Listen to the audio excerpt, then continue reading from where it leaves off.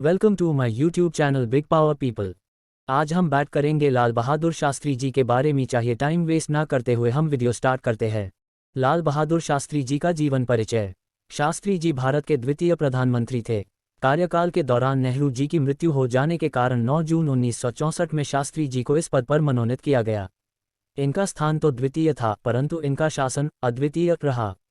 इस सादगीपूर्ण एवं शांत व्यक्ति को 1966 में देश के सबसे बड़े सम्मान भारत रत्न से नवाजा गया। शास्त्री जी एक महान स्वतंत्रता संग्रामी थे। वे महात्मा गांधी व जवाहरलाल नेहरू के पद चिन्हों पर चलते थे। इन्होंने 1965 की भारत पाकिस्तान की लड़ाई के समय देश को संभाले रखा और सेना को सही निर्देशन दिया। पूरा नाम लाल बहादुर शास्त्री। जन्म 2 अक्टूबर 1904। जन्म स्थान मुगलसराय, वाराणसी, उत्तर प्रदेश। माता पिता राम दुलारी मुंशी शारदा प्रसाद श्रीवास्तव। मृत्यु 11 जनवरी 1966।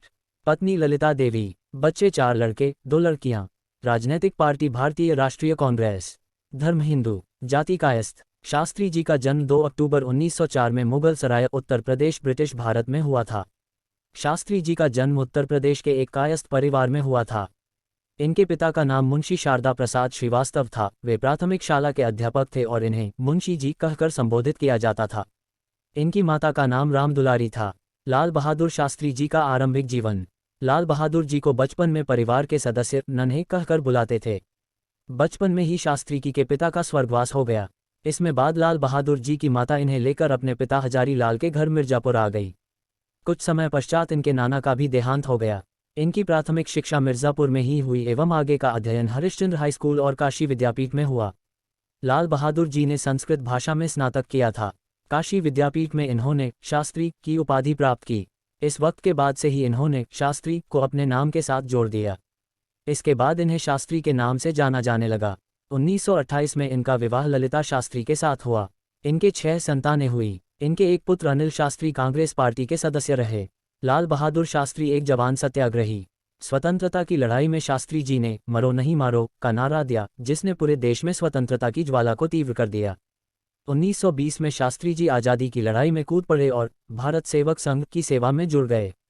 यह एक गांधीवादी नेता थे जिन्होंने संपूर्ण जीवन देश और गरीबों की सेवा में लगा दिया। शास्त्री जी सभी आंदोलनों एवं कार्यक्रमों में हिस्सा लिया करते थे, जिसके फलस्वरूप कई बार उन्हें जेल भी जाना पड़ा। इन्होंने सक्रिय रूप से 1921 में असहयोग आंदोलन, 1930 में दांडी यात्रा एवं 1942 में भारत छोड़ो आंदोलन में महत्वपूर्ण भागीदारी निभाई। द्वितीय विश्व युद्ध के दौरान भारत में आज़ादी की लड़ाई को भी तीव्र कर दिया गया।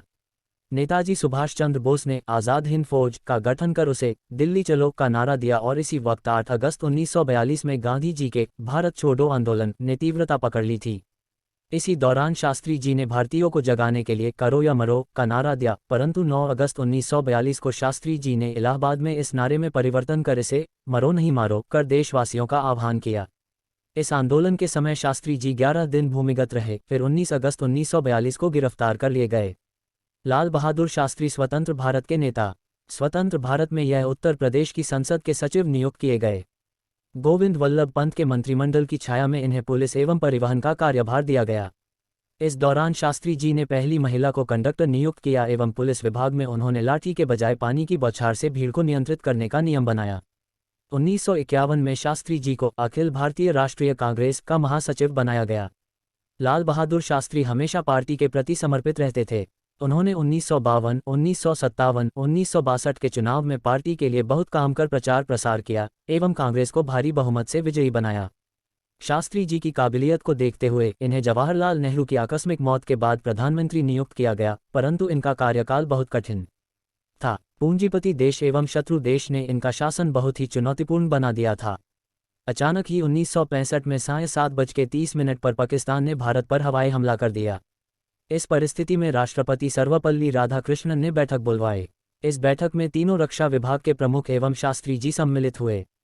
विचार विमर्श के दौरान प्रमुखों ने लाल बहादुर शास्त्रों को सारी स्थिति से अवगत कराया और आदेश की प्रतीक्षा की। तभी शास्त्री जी ने जवाब में कहा, आप देश की रक्षा कीजिए और मुझे बताइए कि हमें क्या करना है।